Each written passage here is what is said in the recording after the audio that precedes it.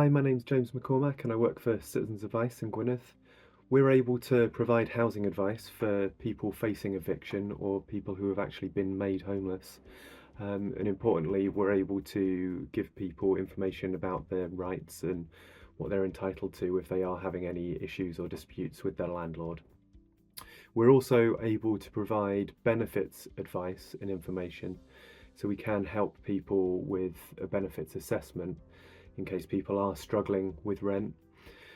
We can also help people check that they are getting everything that they're entitled to. So you can get in touch with us either online or by telephone.